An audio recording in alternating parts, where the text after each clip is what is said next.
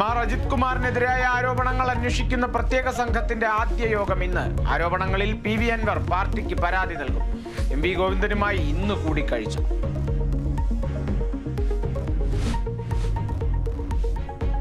പാപ്പരംകോട് insurance ഓഫീസിലെ തീപിടുത്തത്തിൽ മരിച്ച രണ്ടാമത്തെയാളെ തിരിച്ചറിയാൻ പോലീസ്. DNA സാമ്പിളുകൾ ഇന്ന് ശേഖരിക്കും.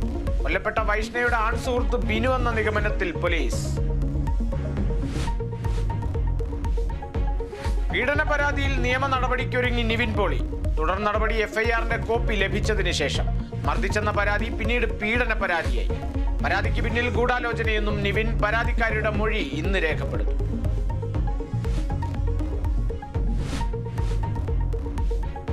സംവിധായകൻ രഞ്ജിത്തിന്റെ മുൻകൂർ ജാമ്യാപേക്ഷ ഹൈക്കോടതിയിൽ. അവസരം നൽകാത്തതിനാൽ കെട്ടിച്ചമച്ച പരാതിയെന്ന് രഞ്ജിത്ത്. മുകേഷിന്റെ ജാമ്യാപേക്ഷയിൽ സെഷൻസ് കോടതി ഉത്തരവ് നാളെ.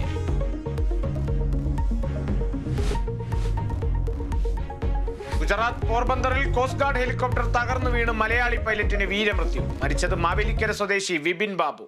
അപകടം പരിക്കേറ്റ കോസ്റ്റ് ഗാർഡ് അംഗത്തെ രക്ഷിക്കുന്നതിനിടെ മൃതദേഹം ഇന്ന് നാട്ടിലെത്തിക്കും.